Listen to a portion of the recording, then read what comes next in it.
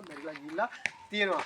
පසු කාලයක මේ කට්ටිය නැවත පැමිණියේ නැති නිසා රජතුමාට මේ විස්තරي සැලකරලා මේ වෙළඳ කණ්ඩායම වල ඥාතීන් මේ රජතුමා නැවත වෙළඳ කණ්ඩායම කියනවා මේ කට්ටියට මොකද වුනේ කියලා බලන්න. අන්නේ අවස්ථාවේදී මේ අනික් ගියපු පස්සේ ගියපු වෙළඳ කණ්ඩායමට ආරංචි වෙනවා මෙන්න මේ රජතුමා විසින් මෙයාලට අඩන් තේට්ටම් කරලා නැවත පිටත් කරලා හැරියා. ඒ කට්ටියට ලංකාවට ආවේ නැත්තේ එයාලට මොකක් හරි අම්කිසි අනතුරක් වුණා කියන. ඔන්න ඔය තරහ ඇති කරගෙන පළවෙනි පරාක්‍රම රජතුමා සේනාව සංවිධානය කරන බුරුම රටත් එක්ක යුද්ධ කිරීමට යාම සඳහා. ඒට පළවෙනි පරාක්‍රම රජතුමා විසින් පොළොන්නරුවේ ඉඳලා තෝරාගන්නේ මෙන්න මේ ත්‍රිකුණාමල ප්‍රදේශයේ තමයි තෝරාගන්නේ රුවල් නෞකා සංවිධානය කරගෙන සේනාව සංවිධානය කරගෙන රුවල් නෞකා වලින් බුරුම රටට යන්න මෙන්න මේ ත්‍රිකුණාමල ප්‍රදේශයේ තමයි තෝරාගන්නේ. ඒ සඳහා විවිධ ස්ථානවල බලකොටු නිර්මාණය කරලා තියෙන එකක් තමයි මේ ස්ථානයේ තියෙන මේ බලකොටුව. ඒක තමයි අතීත කතාව.